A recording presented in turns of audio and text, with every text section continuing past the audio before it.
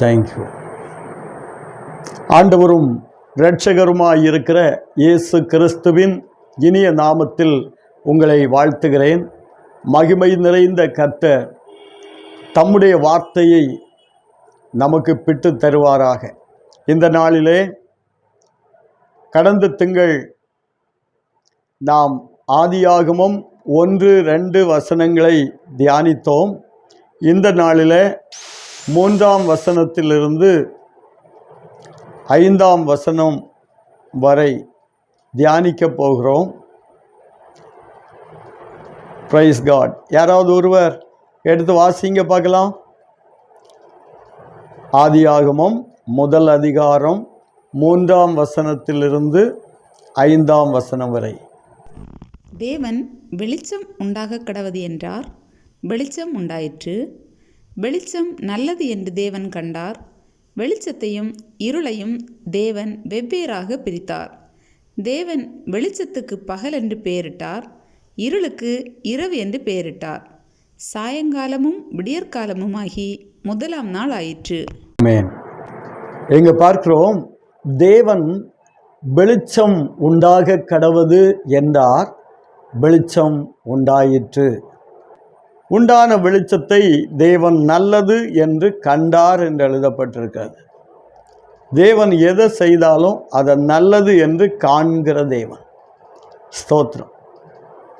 அப்போ நல்லது என்று கண்டார். தேவன் அந்த வெளிச்சத்திற்கு பகல் என்று பெயரிட்டார், இருளுக்கு இரவு என்று பெயரிட்டார். சாயங்காலமும் விடியற்காலமும் ஆகி 1ஆம் நாள் ஆயிற்று. வெளிச்சம் அப்படின்னா அதற்கு முன்னால் இருள் மூடி இருந்தது என்று நாம் பார்க்கிறோம். ஸ்தோத்திரம். பூமியானது ஒழுங்கின்மையும் வறுமையுமாய் இருந்தது, ஆழத்தின் மேல் இருள் இருந்தது என்று நாம் பார்க்கிறோம். அந்த இருளிலிருந்து வெளிச்சத்தை தோற்றுவித்த தேவனவர். இருளாயிருந்த இடத்துல தேவ ஆவியானவர் அசைவாடினார், அங்கே வெளிச்சம் உண்டாயிற்று என்று பார்க்கிறோம். வெளிச்சத்திற்கு பகல் என்று தேவன் பெயரிட்டார். கேள்வி என்னன்னா, வெளிச்சம் உண்டாயிற்று, அந்த வெளிச்சத்துக்கு பகல்னு பெயரிட்டார், இருளுக்கு இரவு என்று பெயரிட்டார். இந்த பகல் இரவு ரெண்டுமே இருக்கிறது. வெளிச்சம் இருக்கிறதுனால அங்கே மரம் செடி கொடிகள் கனிதருகிற எல்லாவற்றையும் முளைப்பித்தார் என்று எழுதப்பட்டிருக்கிறது, சூரியன் உண்டாவதற்கு முன்பாக. ஸ்தோத்திரம். அப்போது வெளிச்சம் இருக்கிற இடத்துல மரம் செடி எல்லாம் வளரும், கனிதருகிற விருட்சங்களை வளரச் செய்கிற தேவன். ஆனால் இவையெல்லாம் இருந்தும் தேவன் 14ஆம் வசனம் 15, 16, 17, 18, 19 பார்க்கும்போது அங்கே 4ஆம் நாள் என்ன செய்தார் என்பது எழுதப்பட்டிருக்கிறது. அங்கே சூரியனையும் சந்திரனையும் நட்சத்திரங்களையும் உண்டு பண்ணினார் என்பது அங்கே தெளிவாய் எழுதப்பட்டிருக்கிறது. யாராவது ஒரு ஆள் 14 முதல் 19 வரை வாசிங்க பார்க்கலாம். பின்பு தேவன் பகலுக்கும் இரவுக்கும் வித்தியாசம் உண்டாகத்தக்கதாக வானம் என்கிற ஆகாய விரிவிலே சுடர்கள் உண்டாக கடவது, அவைகள் அடையாளங்களுக்காகவும் காலங்களையும் நாட்களையும் வருஷங்களையும் குறிக்கிறதற்காகவும் இருக்க கடவது என்றார். அவைகள் பூமியின் மேல் பிரகாசிக்கும்படிக்கு வானம் என்கிற ஆகாய விரிவிலே சுடர்களாய் இருக்க கடவது என்றார். அது அப்படியே ஆயிற்று. தேவன் பகலை ஆள பெரிய சுடரும் இரவை ஆள சிறிய சுடரும் ஆகிய 2 மகத்தான சுடர்களையும் நட்சத்திரங்களையும் உண்டாக்கினார். அவைகள் பூமியின் மேல் பிரகாசிக்கவும் பகலையும் இரவையும் ஆளவும் வெளிச்சத்துக்கும் இருளுக்கும் வித்தியாசம் உண்டாக்கவும் தேவன் அவைகளை வானம் என்கிற ஆகாய விரிவிலே வைத்தார். தேவன் அது நல்லது என்று கண்டார். சாயங்காலமும் விடியற்காலமுமாகி 4ஆம் நாள் ஆயிற்று. ஆமென். எங்க பார்க்கிறோம், வெளிச்சத்தை தோற்றுவித்தார், அது பகலாய் மாறிற்று. இருளுக்கு இரவு என்று பெயரிட்டார், அதையும் நல்லதென்று கண்டார். ஆனால் பகலை ஆள பெரிய சுடரையும் இரவை ஆள சிறிய சுடரையும் நட்சத்திரங்களையும் தேவன் உண்டு பண்ணினார் என்றும், அது காலங்களையும் நாட்களையும் வருஷங்களையும் குறிக்கிறதற்காக கர்த்தர் அதை வானம் என்கிற ஆகாய விரிவிலே வைத்தார் என்று எழுதப்பட்டிருக்கிறது. இதை நாம் சற்று நிதானித்து பார்ப்போம்னா, தேவனையும் அவருடைய கரத்தின் கிரியைகளையும் அவருடைய வார்த்தையின் வல்லமையையும் அந்த வல்லமையினால் உருவாக்கப்பட்ட காரியங்களையும் நாம் பார்க்கும்போது தேவன் எவ்வளவு பெரியவர் என்பதை நாம் அறிந்து கொள்ள முடியும். அவ்வளவு மகா பெரிய தேவனை நானும் நீங்களும் ஆராதிக்கிறோம். ஸ்தோத்திரம். பூமியை உண்டு பண்ணினார். பூமி தன்னுடைய அச்சில் 1 மணி நேரத்துக்கு 1670 கிலோமீட்டர் வேகத்தில் சுற்றுதான். அதுக்கு மேலே தான் நம்ம சொகுசாக இருந்துகிட்டே இருக்கிறோம், ஒரு பிரச்சனை இல்லாமல். அப்படின்னா பூமியை மனுப்புத்திரனுக்கு கொடுத்தார் என்று எழுதப்பட்டிருக்கிறது. நமக்கு தேவன் தந்த அந்த பூமியிலே வாழும்படியாய் நம்மை இந்த பூமியில் வைத்திருக்கிறார். ஆனால் அந்த பூமி 1670 கிலோமீட்டர் வேகத்தில் 1 மணி நேரத்துக்கு சுற்றிகிட்டே இருக்கு. ஸ்தோத்திரம். அது தன்னைத்தான் சுற்றுவது மட்டுமல்ல, அது சூரியனை சுற்றி வருகிறது. சூரியனை சுற்றி வர 365 நாட்கள் ஆகுது. தன்னைத்தான் பூமி சுற்றி வருவதற்கு 24 மணி நேரம் ஆகுது. அப்போ ஒரு நாள் என்று அங்கே குறிப்பிடப்படுகிறது. ஸ்தோத்திரம். சூரியனை பூமி சுற்றி வர 1 வருஷம் என்று குறிப்பிடப்படுகிறது. சந்திரன் பூமியை சுற்றி வர அங்கே ஏறக்குறைய 30 நாட்கள் ஆகிறது என்று எழுதப்பட்டிருக்கிறது. அப்போது இவ்வளவு காரியங்களை மட்டுமல்ல, நட்சத்திரங்களை உண்டு பண்ணி வைத்திருக்கிறதை பார்த்தால் அது மிகுந்த ஆச்சரியத்துக்குரிய காரியமாய் இருக்கிறது.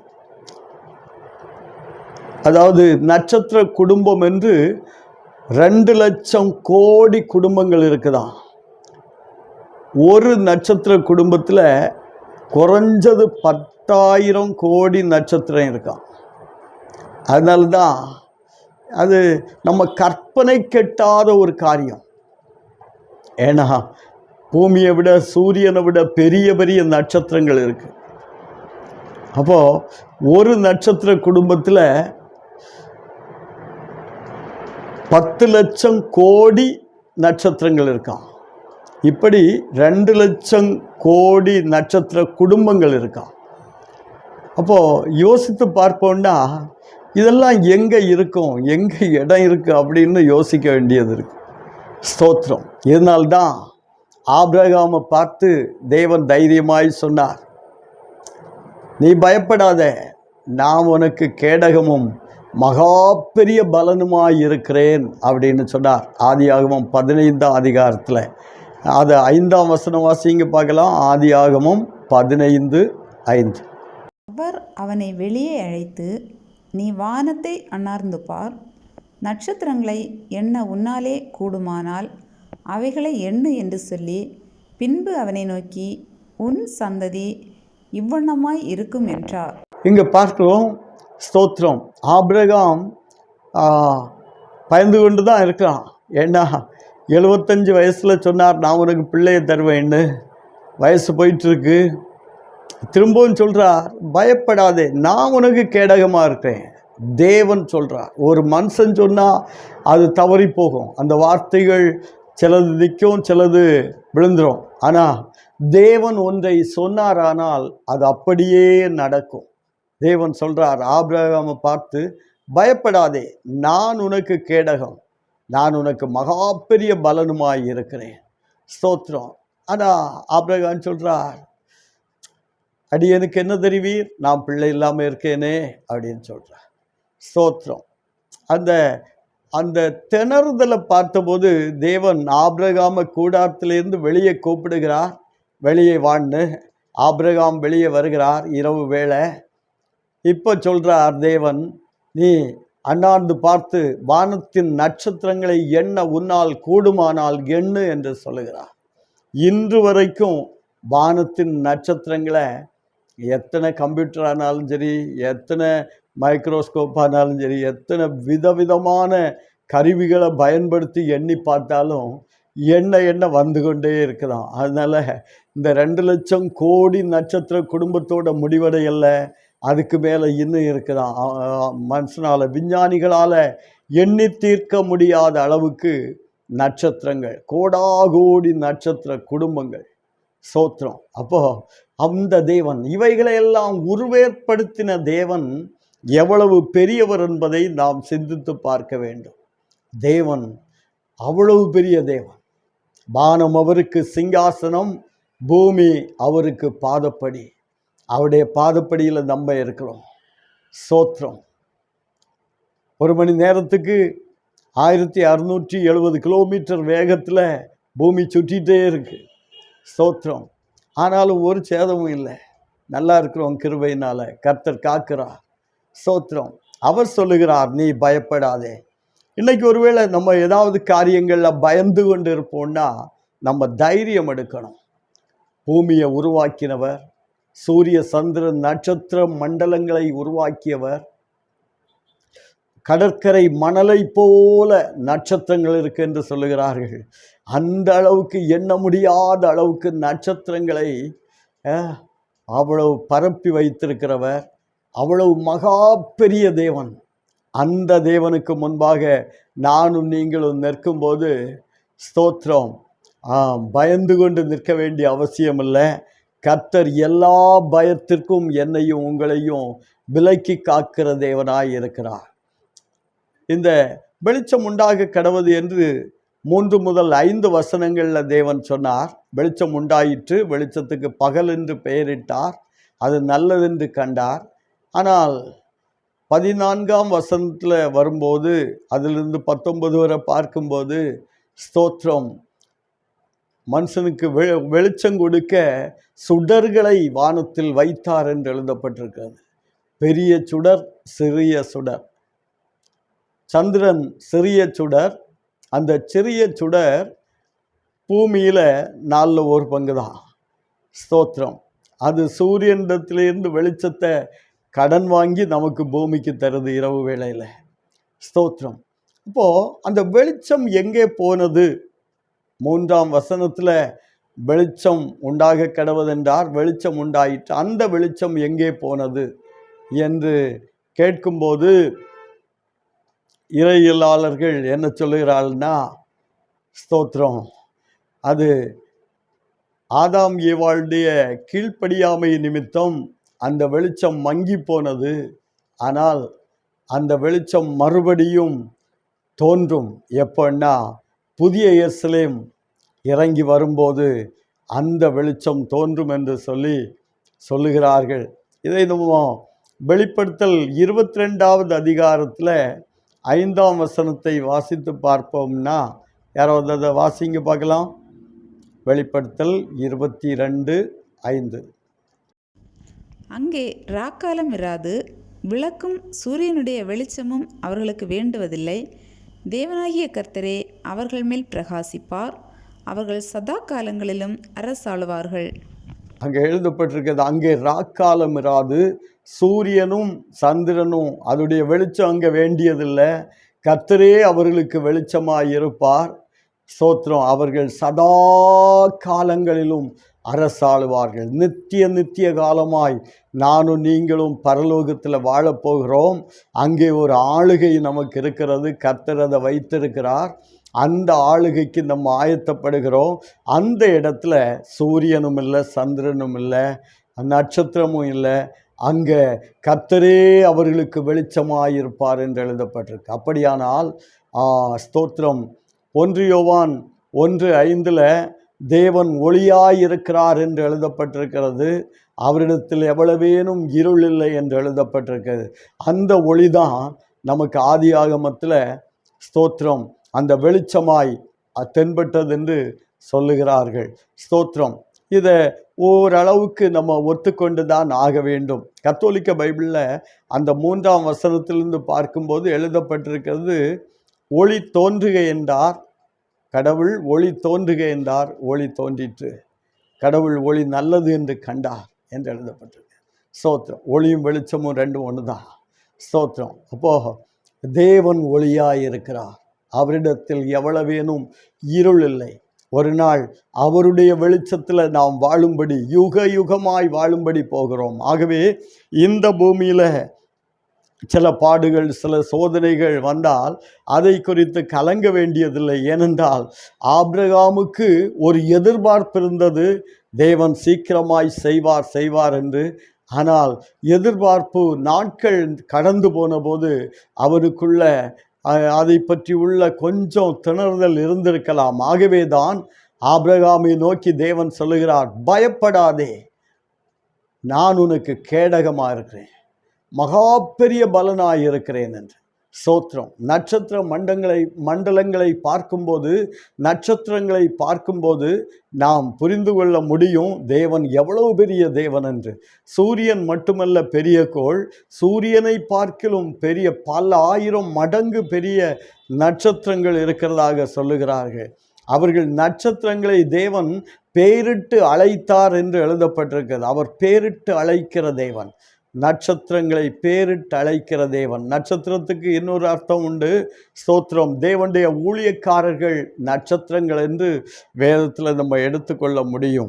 ஸ்தோத்திரம். அப்போது நட்சத்திரங்களை பேரிட்டு அழைக்கிற தேவன் அவர் தேவன், அவரால் ஆகாத காரியம் ஒன்றுமில்லை. ஆகவே தேவன் உருவாக்குகிற தேவன். ஆதியாகமம் 1 அதிகாரத்தை பார்க்கும்போது அவர் சிருஷ்டிகர்த்தர், அவர் தானாகவே எல்லாவற்றையும் செய்யக்கூடிய சர்வ வல்லமையுள்ள தேவன். 1 அதிகாரத்தில் கடந்த வாரத்தில் பார்த்தோம், 32 முறை ஏறக்குறைய தேவன் என்ற பதம் பயன்படுத்தப்பட்டிருக்கிறது. தாமாகவே எல்லாவற்றையும் செய்யக்கூடிய சர்வ வல்லமையுள்ள தேவன், எலோகிம் என்ற பெயரால் வெளிப்பட்ட தேவன். அப்போது அந்த தேவனால் செய்யக்கூடாத காரியம் ஒன்றுமில்லை. ஸ்தோத்திரம். இவ்வளவு பெரிய நட்சத்திர கூட்டங்களை, கடற்கரை மணல் போல நட்சத்திரங்களை தேவன் வைத்திருப்பாரானால் அதை உருவாக்கிய தேவன் எவ்வளவு வல்லமையுள்ளவர். அவர் சர்வ வல்லமையுள்ள தேவன், அவரால் ஆகாத காரியம் ஒன்றுமில்லை என்பதை நாம் புரிந்து கொள்ள முடியும். ஆனால் தேவன் நம்மிடத்தில் எதிர்பார்ப்பது, ஸ்தோத்திரம், இந்த வேதத்தை, அவருடைய வேதத்தை நாம் வாசிக்க வேண்டும், தியானிக்க வேண்டும் என்பதுதான். ஸ்தோத்திரம். ஏனென்றால் 119ஆம் சங்கீதத்தில் 105வது வசனம் இப்படியாய் சொல்லுகிறது, உம்முடைய வேதம் என் கால்களுக்கு தீபமும் பாதைக்கு வெளிச்சமுமாயிருக்கிறது. அப்போ கர்த்தருடைய வேதம் நம்முடைய கால்களுக்கு தீபமாயிருக்கிறது, அது பாதைக்கு வெளிச்சமாயிருக்கிறது. எப்போ அது பாதைக்கு வெளிச்சமாய் வரும் என்று பார்ப்போம்னா, ஸ்தோத்திரம், அதை வாசிக்கும்போது, அதை தியானிக்கும்போது, அதை கை கொள்ளும்போது, வசனத்தை கை கொள்ளும்போது அது நமக்கு தீபமாக வெளிச்சமாக இருக்கும், பகலாக இருக்கும். இரவு அல்லது அந்தகாரம் என்று சொல்வது மனுஷனை வேதனைப்படுத்துகிற ஒன்று. பயமானது வேதனை உள்ளது. ஏன்னா இரவில் தான் அதிக பயங்கள் வருவது மனுஷனுக்கு இயல்பு. ஆனால் அது வேதனை உள்ளது என்று எழுதியிருக்கு. ஆனால் பகல் அப்படி அல்ல, வேதனை உள்ளதல்ல. வேதத்தில் நாம் பார்ப்போம்னா பகலை குறித்து, பகல் எங்கெல்லாம் வருதோ வேதத்தில் அந்த பகுதியில் இரவு என்ற வார்த்தையும் இணைந்து வருகிறத நம்ம பார்க்க முடியும். ஒரு 2-3 வசனங்களை வாசிப்போம். யோசுவாவின் புஸ்தகம் 1 அதிகாரம் 8வது வசனம். யோசுவாவின் புஸ்தகம் 1 அதிகாரம் 8வது வசனம். இந்த நியாயப்பிரமாண புஸ்தகம் உன் வாயை விட்டு பிரியாதிருப்பதாக, இதில் எழுதியிருக்கிறவைகளின் படியெல்லாம் நீ செய்ய கவனமாயிருக்கும்படி இரவும் பகலும் அதை தியானித்து கொண்டிருப்பாயாக. அப்பொழுது நீ உன் வழியை வாய்க்க பண்ணுவாய், அப்பொழுது புத்திமானாயும் நடந்து கொள்ளுவாய். அப்பொழுது உன் வழியை நீ வாய்க்க பண்ணுவாய், அப்பொழுது புத்திமானாயும் நடந்து கொள்வாய். எப்பொழுது? நியாயப்பிரமாணம் நம்ம வாயை விட்டு விலகாதிருக்கணுமா, வேத வசனம் நம்முடைய வாயை விட்டு விலகாதிருக்கணுமா. அப்படிப்பட்ட ஒரு அனுபவத்தில் நம்ம வாழ நம்மை ஒப்பு கொடுக்கும்போது, ஸ்தோத்திரம், நம்ம வழி வாய்க்கும், நாம் செய்வதெல்லாம் வாய்க்கும். இது நமக்கு தெரியும். 1ஆம் சங்கீதத்தில் 2ஆம் வசனத்திலிருந்து பார்த்தால், கர்த்தருடைய வேதத்தில் பிரியமாயிருந்து இரவும் பகலும் அவருடைய வேதத்தில் தியானமாயிருக்கிற மனுஷன் பாக்கியவான். அவன் நீர்க்கால்கள் ஓரத்தில் நடப்பட்டு தன் காலத்தில் தன் கனியை தந்து இலையுதிராதிருக்கிற மரத்தை போல் இருப்பான் என்று எழுதப்பட்டிருக்கு. இதில் ஒரு காரியத்தை நினைப்பூட்ட விரும்புகிறேன். யோசுவாவின் புஸ்தகம் 1:8 பார்க்கிறோம், இரவும் பகலும். அதுபோல் 1ஆம் சங்கீதத்திலையும் இரவும் பகலும் வேதத்தை தியானிக்க வேண்டும் என்று எழுதப்பட்டிருக்கிறது. அதே வேளையில் லூக்கா எழுதிய சுவிசேஷம் 18ஆம் அதிகாரத்தில் 7ஆம் வசனம் சொல்லுது, இரவும் பகலும் தம்மை நோக்கி கூப்பிடுவர்களாகிய தம்மால் தெரிந்து கொள்ளப்பட்டவர்களுடைய விஷயத்தில் நீடிய பொறுமையுள்ளவராயிருந்து நியாயம் செய்யாதிருப்பாரோ சீக்கிரத்தில் நியாயம் செய்வார் என்று எழுதப்பட்டிருக்கிறது. அப்போ இரவும் பகலும், ஏன் அந்த இடத்துல முதல்ல இரவு என்ற வார்த்தை வருகிறது என்று பார்ப்போம்னா, ஒரு வசனத்தை கூட வாசிப்போம். 88ஆம் சங்கீதம் 1வது வசனம் வாசிங்க. என் ரட்சிப்பின் தேவனாகிய கர்த்தாவே, இரவும் பகலும் உம்மை நோக்கி கூப்பிடுகிறேன். ரட்சிப்பின் தேவனாகிய கர்த்தாவே, இரவும் பகலும் உம்மை நோக்கி கூப்பிடுகிறேன். இந்த 4 வசனங்களை பார்க்கும்போது இரவை முதலில் வைக்கப்பட்டிருக்கிறது. ஏன்னா மனுஷன் பயப்படுகிற இடம் இரவு தான். இரவு நேரத்தில் சிலர் வீட்டுக்குள்ளே பயப்படுவாவ, சிலர் வீட்டிலேருந்து வெளியே இறங்கி போகும்போது பயப்படுவாவ. இரவு என்பது பயம்தான். ஆனால் யார் பயப்படாமல் இருப்பாங்கன்னா, இரவு வேளையில் திருடர்கள் பயப்படாமல் இருப்பாங்க. ஸ்தோத்திரம். பொதுவாக பார்த்தாச்சுன்னா, இந்த கரப்பான் பூச்சி எல்லாம் லைட்டு போட்டாச்சுன்னா உடனே போய் அப்படி எங்கேயாவது இருள் இருந்தால் அந்த இடத்துல ஒழிச்சிக்கிடும். ஸ்தோத்திரம். அந்த மாதிரி.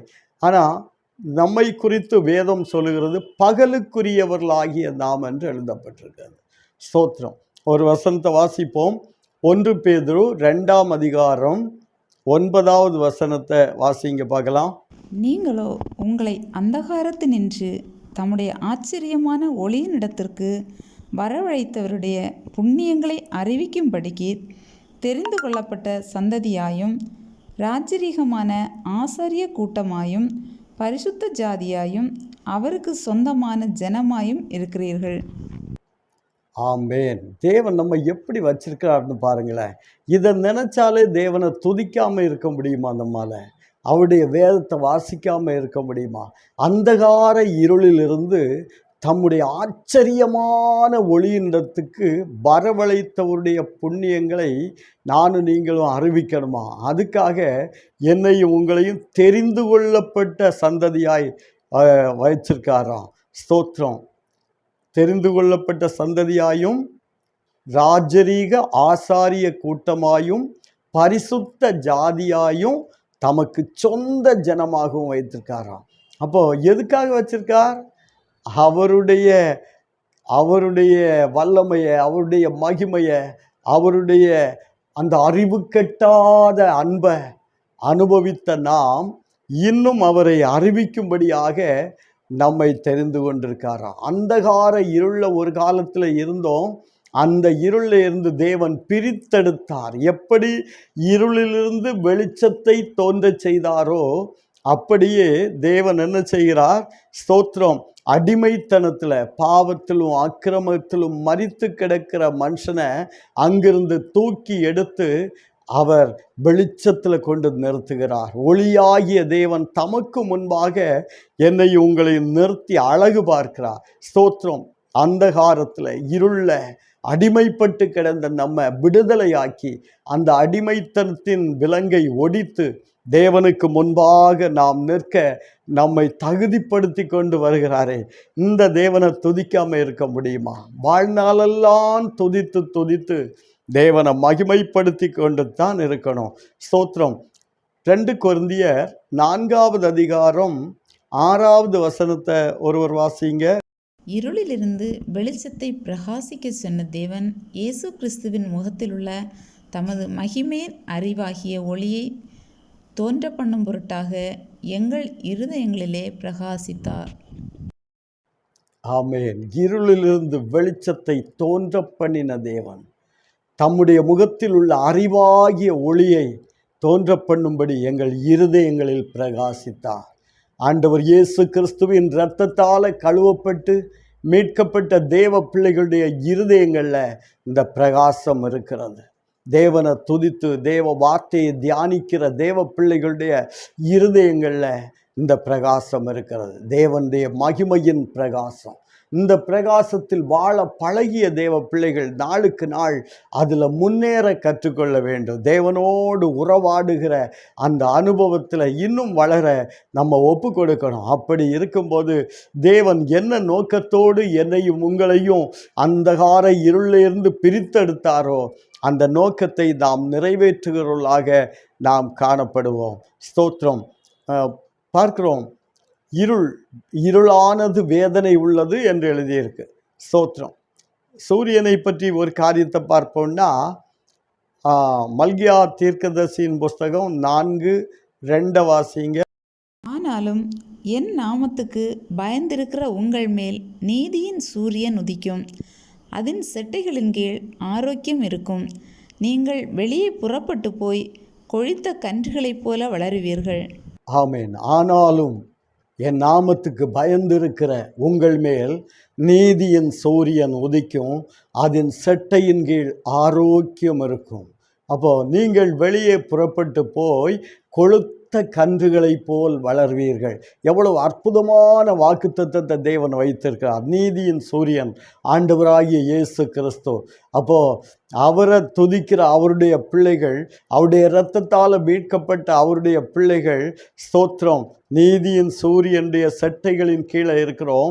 அந்த செட்டைகளின் கீழே இருக்கிற ஆரோக்கியம் நமக்குண்டு, சுகம் உண்டு, பலன் உண்டு. மட்டுமல்ல, நாம் வெளியே புறப்பட்டு போய் கொழுத்த கன்றுகளைப் போல வளருவோம் என்று எழுதப்பட்டிருக்கிறது. அப்படியானால் அருமையான தேவன் சூரியனை படைத்தார். மட்டுமல்ல, அவரே நீதியின் சூரியனாய் நம்முடைய வாழ்க்கையில் அவர் வெளிப்பட்டிருக்கிறார். ஸ்தோத்திரம். அப்போது தேவன் நீதியின் சூரியனாய் இருக்கும்போது நம்ம வாழ்க்கையில் நீதி கிடைக்கலையே அப்படின்னு ஏங்க வேண்டிய அவசியம் இல்லை. அவர் கையில் காரியங்களை ஒப்பு கொடுத்து விட்டு அமைதியாக ஸ்தோத்திரம் பண்ணி துதித்து கொண்டே இருக்கணும். ஒரு நாள் வரும், எனக்கும் உங்களுக்கும் வர வேண்டிய நீதி வந்து தான் தீரும். சத்தமோர் அல்லேலூயா. ஆமேன். கர்த்தர் நிச்சயமாய் நமக்கு நீதி செய்கிற தேவன். அவர் நீதி செய்யாமற் போகிற தேவன் அல்ல. அவர் மனமாற மனுப்புத்திரன் அல்ல என்று எழுதப்பட்டிருக்கிறது. ஆகவே தேவன் நமக்கு நீதி செய்கிற தேவன். எந்த காரியத்தில் நீதி வேண்டுமென்று எதிர்பார்க்கிறீர்களோ அந்த காரியத்தில் தேவன் நீதி செய்கிறவர். உலக நீதியெல்லாம் அது நிற்காது, மாறி மாறி போகும். நீதி நீதி நீதிகேடாக இருக்கும், நீதிகேடு நீதியாக இருக்கும். இந்த பூமியில் அப்படி தான். ஆனால் பரலோக நீதி, அவர் நீதியுள்ள நியாயாதிபதி. அவர் நியாயம் செய்கிற தேவன். நம்முடைய நீதியை அவர் கேட்கிற தேவன். ஸ்தோத்திரம். நம்முடைய நியாயத்தை அவர் விசாரிக்கிற தேவன். ஆகவே ஸ்தோத்திரம், நம்முடைய வாழ்க்கையில் நாம் அந்த நீதியுள்ள நியாயாதிபதி ஆகிய தேவனை நோக்கி பார்க்கணும். அவருடைய முகத்தை நோக்கி பார்க்கணும். அவர் நீதியின் சூரியன். நிச்சயமாய் நம்முடைய வாழ்க்கையில் அவர் பிரகாசிப்பார். அவர் நம்முடைய வாழ்க்கையில் பிரகாசிக்கும் போது நமக்குள் இருக்கிற இருளெல்லாம் ஓடியே போகும். எப்பொழுது இருள் ஓடும்? அவர்கள் தேவனை அறிந்தும் அவரை தேவனென்று மகிமைப்படுத்தாமலும் ஸ்தோத்தரியாமலும் இருந்து தங்கள் சிந்தனைகளினாலே வீணரானார்கள். உணர்வு இல்லாத அவர்களுடைய இருதயம் இருளடைந்ததென்று ரோமர் 1:21 சொல்லுது. ஆகவே ஸ்தோத்திரம், நாம் தேவனை துதிக்க துதிக்க, தேவனுடைய வார்த்தையை வாசிக்க வாசிக்க, தியானிக்க தியானிக்க நம்முடைய வாழ்க்கையில் அவர் மகிமையான காரியங்களை செய்கிற தேவனாய் இருக்கிறார். நிச்சயமாகவே நம்முடைய வாழ்க்கையை அவர் கட்டி எழுப்புகிற தேவனாய் இருக்கிறார். ஸ்தோத்திரம். நாம் இன்றைக்கு 3ஆம் வசனத்திலிருந்து 5ஆம் வசனம் வரையும், இந்த 14ஆம் வசனத்திலிருந்து 19 வரையும் பார்த்து கொண்டிருக்கிறோம். ஏன்னா இந்த 3 முதல் 5க்கும் 14 முதல் 19 வரை உள்ள வசனங்களுக்கும் ஐக்கியம் இருக்கிறது. வெளிச்சத்துக்கும் சூரியனுக்கும் நட்சத்திரத்துக்கும் ஒரு இணைப்பு இருக்கிறதை நம்ம பார்க்க முடியும். 72ஆம் சங்கீதம் 7ஆம் வசனம் சொல்லுகிறது, சந்திரன் உள்ள மட்டும் சமாதானம் இருக்கும் என்று எழுதப்பட்டிருக்கிறது. ஸ்தோத்திரம். இந்த பூமியில் சமாதானம் இல்லையே என்று ஒரு பக்கத்தில் நினைக்கிறோம். ஆனால் மறுபக்கத்தில் சமாதான கர்த்தர் சொன்னார், என்னுடைய சமாதானத்தையே உங்களுக்கு வைத்து போகிறேன், என்னுடைய சமாதானத்தையே உங்களுக்கு கொடுக்கிறேன். உலகம் கொடுக்கிற பிரகாரம் இல்லை.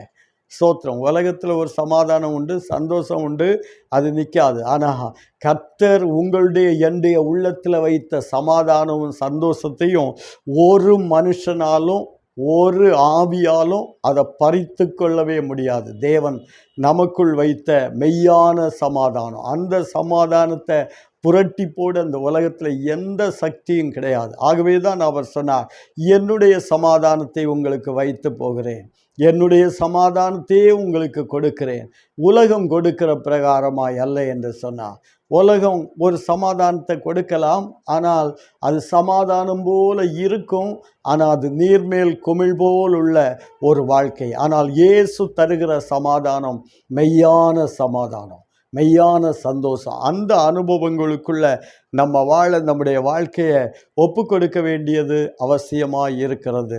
ஸ்தோத்திரம். அப்பொழுது கர்த்தர் நம்முடைய வாழ்க்கையை கட்டி எழுப்புவார். அதில் 6 முதல் 9 வரை வாசிங்க. பின்பு தேவன், ஜலத்தின் மத்தியில் ஆகாய விரிவு உண்டாக கடவது என்றும் அது ஜலத்தினின்று ஜலத்தை பிரிக்க கடவது என்றும் சொன்னார்.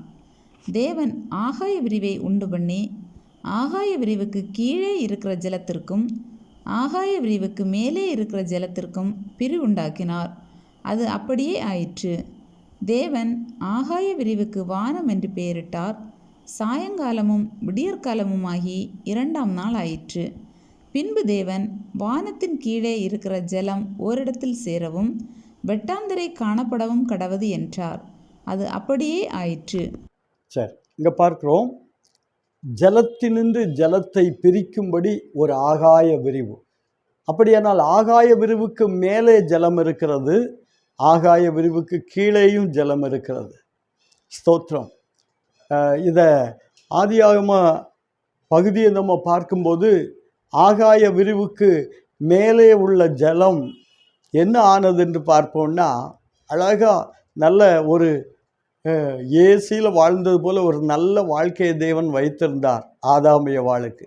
ஆனால் அந்த நோவாவின் காலம் வந்தபோது அந்த ஆகாய விரிவுக்கு மேலே உள்ள ஜலம் கீழே திறந்து விடப்பட்டது என்று பார்க்கிறோம். வானத்தின் மதகுகள் திறக்கப்பட்டது என்று எழுதியிருக்கு. ஸ்தோத்திரம். அப்போது வானத்தின் மதகுகள் திறந்தபோது வானத்திற்கு மேலே உள்ள ஜலம் என்னாச்சு, எல்லாம் கீழே வந்து நிரம்பிச்சு 40 நாள் மகா பெரிய மழை. ஸ்தோத்திரம். ஆழத்தின் ஊற்றுகள் திறக்கப்பட்டது. உயர வேண்டிய அளவுக்கு எல்லாம் உயர்ந்த மலைகளுக்கு மேலே 15 முழம் உயரத்தில் ஸ்தோத்திரம் தண்ணி உயர்ந்தது என்று வேதத்தில் நம்ம பார்க்கிறோம். அப்போது தேவன் ஆகாய விரிவை உண்டு பண்ணினார். அதுக்கு மேலே இருக்கிற ஜலத்திற்கும் கீழே இருக்கிற ஜலத்திற்கும் ஒரு பிரிவு உண்டாக்கினார். ஸ்தோத்திரம். அது நல்லது என்று கண்டார் என்று எழுதியிருக்கு. ஜலம் ஜலம் ஜனக்கூட்டத்தையும் ஜலம் என்று சொல்லப்பட்டிருக்கிறது. ஸ்தோத்திரம். ஜலம் பரிசுத்த ஆவியானவருக்கு ஒப்பாகவும் எழுதப்பட்டிருக்கிறது. எப்படியும் தேவன் சிருஷ்டி கர்த்தர், அந்த உருவாக்குகிற ஒரு அனுபவத்தை நம்ம அங்கே பார்க்க முடியும். ஸ்தோத்திரம். வேதத்தில் தொடர்ந்து வாசிப்போம்னா 20ஆம் வசனத்திலிருந்து வாசிங்க, ஒரு 3 வசனம். பின்பு தேவன் நீந்தும் ஜீவ ஜந்துக்களையும் பூமியின் மேல் வானம் என்கிற ஆகாய விரிவிலே பறக்கும் பறவைகளையும் ஜலமானது திரளாய் ஜனிப்பிக்க கடவது என்றார். தேவன் மகா மச்சங்களையும் ஜலத்தில் தங்கள் தங்கள் ஜாதியின்படியே திரளாய் ஜனிப்பிக்கப்பட்ட சகலவித நீர்வாழும் ஜந்துக்களையும் சிறகுள்ள ஜாதி ஜாதியான சகலவித பட்சிகளையும் சிருஷ்டித்தார். தேவன் அது நல்லது என்று கண்டார். தேவன் அவைகளை ஆசீர்வதித்து, நீங்கள் பலுகி பெருகி சமுத்திர ஜலத்தை நிரப்புங்கள் என்றும் பறவைகள் பூமியில் பெருக கடவது என்றும் சொன்னார். அங்கே பார்க்கிறோம், தேவன் எங்க ஆகாய விரிவுக்கு மேலே உள்ள ஜலத்துக்கும் கீழே உள்ள ஜலத்துக்கும் பிரிவுண்டாக்கினார். கீழே பூமி முழுவதும் ஜலத்தினால் நிரப்பப்பட்டிருந்தது. அந்த ஜலம் ஓரிடத்தில் சேர கடவுதுன்னு சொன்னார். ஓரிடத்தில் சேர்ந்தபோது சமுத்திரம் என்று பெயரிட்டார். இதை கடந்த வாரத்தில் நம்ம பார்க்கும்போது அதை சொன்னோம். சமஸ்கிருத வார்த்தை முதல் அதிகாரத்தில் அநேக வார்த்தைகள் இருக்கிறது. சமுத்திரம் என்பது சமஸ்கிருதம் என்ற வார்த்தை என்று சொன்னேன். இதுபோல் பல வார்த்தைகள் நம்ம தமிழென்று நினைக்கிற அநேக வார்த்தைகள் சமஸ்கிருத வார்த்தையாக இருக்கிறது. ஸ்தோத்திரம். இப்போ என்ன செய்கிறார் தேவன்? 5வது நாளில் தண்ணீரில் ஜலத்தில் நீந்துகிற பெரிய மச்சங்களையும் சிறிய மச்சங்களையும் மீன்களை அங்கே உண்டு பண்ணுகிறத பார்க்கிறோம். சகல ஜீவராசிகளையும் தேவன் சமுத்திரத்தில் அங்கே உண்டு பண்ணுகிறத பார்க்கிறோம். எல்லாவற்றையும் உண்டு பண்ணி தேவன் அவர் சிருஷ்டி கர்த்தராய் இருக்கிறார் என்பதை முதல் அதிகாரத்தில் நம்ம பார்க்க முடியும். தேவன் சிருஷ்டிக்கிறதுல உன்னதமான தேவன். அவர் சர்வ வல்லமை உள்ள தேவன். எல்லாவற்றையும் சிருஷ்டித்த தேவன். அவர் சிருஷ்டித்த சிருஷ்டிப்பில் நல்லதல்ல என்று காண்பதற்கு ஒன்றுமில்லை. ஆனால் 2வது அதிகாரத்தில் வரும்போது மனுஷன் தனிமையாயிருப்பது நல்லதல்ல என்று கண்டார். மற்ற எல்லாவற்றையும் எதை உண்டு பண்ணினாரோ எல்லாம் நல்லது என்று கண்டார். நல்லது என்று கண்டார். அப்போ எதையும் தீமையானது என்று அவர் பார்க்கவே இல்லை. எதை உண்டு பண்ணாரோ 6 நாள் உண்டு பண்ண சகல காரியங்களையும் தேவன் ஆசீர்வதித்தார் என்று எழுதப்பட்டிருக்கிறது. எல்லாவற்றையும் உண்டு பண்ணி அவைகளுக்கு என்னென்ன கனி விருட்சங்களை கொடுக்கணுமோ எல்லாவற்றையும் கொடுத்தார். மட்டுமல்ல, தேவன் என்ன செய்கிறார்? காய் விதை தரக்கூடிய கனிகளையும் மட்டுமல்ல, செடிகளையும் அந்த தாவர காரியங்கள் எல்லாவற்றையும் தான் முதல்ல மனுஷனுக்கு உணவாக கொடுத்தார். ஆதாம் ஏவாள் பாவம் செய்கிற வரைக்கும். அதுக்கு பிறகுதான் அந்த காலங்கள் மாற்றப்பட்டது. ஸ்தோத்திரம். மனுஷன் மாம்சத்தை சாப்பிடக்கூடிய அளவுக்கு மாறினான். முதலாவது சிருஷ்டிப்பில் தேவன் மனுஷனுக்கு கொடுத்தது காய்கறிகள் தான். அதை தான் சாப்பிடணும். ஸ்தோத்திரம். எல்லாவற்றையும் ஆண்டு கொள்ளணும், ஆளுகை செய்யணும். ஆனால் சாப்பிடுகிறது காய்கறி பழங்கள் தான் அவன் சாப்பிடணும். கீரை அப்பேற்பட்ட காரியங்களை இதை அழகாய் வேதத்தில் நம்ம பார்க்குறோம். ஸ்தோத்திரம். இதை 3ஆம் நாள் படைப்பை பார்த்தாச்சுன்னா அந்த காரியங்களை தெளிவாய் எழுதப்பட்டிருக்கிறது. நம்ம இப்போ கொஞ்ச நேரம் ஜபிக்க போகிறோம். மகிமையான கர்த்தர் நம்முடைய வாழ்க்கையில் ஒரு சிருஷ்டிப்பை உண்டு பண்ணணும். நம்முடைய ஆவியில், நம்முடைய ஆத்துமாவில், நம்முடைய சரீரத்தில், நம்முடைய சொல் செயல் சிந்தை மண்டலங்களில் ஒரு பெரிய விடுதலையை உண்டு பண்ணணும். அதற்காக கொஞ்ச நேரம் நம்ம ஜபிக்க போகிறோம். எல்லாரும் அப்படி கண்களை மூடி தேவனுடைய முகத்தை நோக்கி பார்ப்போமா? ஹல்லேலூயா, ஹல்லேலூயா, ஹல்லேலூயா. சர்வ வல்லமையுள்ள பிதாவே, ஆதியிலே தேவன் வானத்தையும் பூமியையும் சிருஷ்டித்தார் என்று எழுதப்பட்டிருக்கிறது. எல்லாவற்றையும் உருவாக்கிய தேவன், சர்வ வல்லமையுள்ள தேவன், சிருஷ்டி கர்த்தர், தடைகளை உடைத்தவர், ஜெயத்தை கட்டளையிட்டவர், பிரிக்க வேண்டிய காரியங்களை பிரித்தவர், சேர்க்க வேண்டிய காரியங்களை சேர்க்கிறவர். நம்முடைய வாழ்க்கையில் எதை பிரிக்கணுமோ அதை பிரிக்கணும், சேர்க்க வேண்டியதை சேர்க்கணும். தேவனோடுள்ள உறவில் என்னையும் உங்களையும் கட்டி எழுப்பணும். அந்த கிருபையை நம்ம மேலே ஊற்றும்படி ஜெபம் பண்ணுவோம். ஹல்லேலூயா. அவரோடு ஒன்றித்து வாழ்கிற ஒரு வாழ்க்கை, கிறிஸ்துவோடு வாழ்கிற வாழ்க்கை, இவ்வளவு பெரிதான காரியங்களை எல்லாம் சிருஷ்டித்த தேவனை நோக்கி பார்க்கிற ஒரு பார்வை. ஆபிரகாம் விசுவாசித்தது போல, ஹல்லேலூயா, நானும் நீங்களும் தேவனை விசுவாசித்து அவருடைய நாம மகிமைக்கென்று இந்த பூமியில வாழ, பரிசுத்த தேவனுடைய பிரசன்னத்துக்குள்ள எப்போதும் காக்கப்பட நம்மை ஒப்பு கொடுப்போம். ஹல்லேலூயா. நன்றி இயேசுவே, நன்றி இயேசுவே, நன்றி இயேசுவே. உம்மை துதிக்கிறோம், உம்மை துதிக்கிறோம், உம்மை துதிக்கிறோம். சர்வ ஞானமுள்ள தேவனை துதிக்கிறோம். மகிமையான தேவன் இணைந்திருக்கிற உம்முடைய பிள்ளைகள் மேலே ஒரு கிருபையை ஊற்றுவீராக, ஒரு கிருபையை ஊற்றுவீராக, ஒரு கிருபையை ஊற்றுவீராக. பரலோகத்தின் தேவன் தம்முடைய ஆளுகையினால் நிரப்புவீராக. உம்முடைய உயிர்த்தெழுதலின் வல்லமையினால் உம்முடைய பிள்ளைகளை கர்த்தர் நிரப்பும்படி ஒப்பு கொடுக்கிறையா. கர்த்தர் தம்முடைய ஜனத்திற்கு சமாதானம் அருளி அவர்களை ஆசீர்வதிப்பார் என்று எழுதியிருக்கிறபடி கர்த்தர் தம்முடைய இரக்கங்களினால் நிரப்பும்படி ஒப்பு கொடுக்கிறோம். அநாதி தேவன் உனக்கு அடைக்கலம், அவருடைய புயங்கள் உனக்கு ஆதாரம் என்று எழுதியிருக்கிறபடி கர்த்தருடைய கரத்தின் வல்லமையினால் நாம் காக்கப்படும்படி ஹல்லேலூயா ஒவ்வொருவர் மேலும் ஒரு கிருபை ஊற்றப்படுவதாக.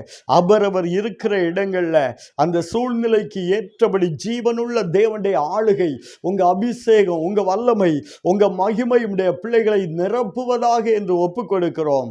பெரிதான தேவனுடைய பிரசன்னம் உடைய பிள்ளைகள் மேல் வெளிப்படட்டும் என்று ஜெபிக்கிறோம். அதிசயங்களை அற்புதங்களை கர்த்தர் செய்யுங்க. தேவ கிருபையும் தேவ சமாதானமும் உடைய பிள்ளைகளோடு கூட இருக்க ஒப்பு கொடுக்கிறோம். ஒவ்வொருவரையும் பலப்படுத்தி ஆசீர்வதியும். கிருபை சூழ்ந்து கொள்ள ஜெபிக்கிறோம் இயேசுவின் நாமத்தில் பிதாவே, ஆமென். என் ஆத்துமாவே கர்த்தரை ஸ்தோத்திரி, என் முழு உள்ளமே அவருடைய பரிசுத்த நாமத்தை ஸ்தோத்திரி. என் ஆத்துமாவே கர்த்தரை ஸ்தோத்திரி, அவர் செய்த சகல உபகாரங்களையும் மறவாதே. ஆமென். ஸ்தோத்திரம். நம் வாழ்வின் பாவையிருள் நீங்கட்டும், இயேசுவாகிய வெளிச்சம் உதிக்கட்டும். நீதியின் சூரியன் உதிக்கும் போது நாம் ஆரோக்கியமடைந்து வளர்வோம் கொழுத்த கன்றுகளைப் போல.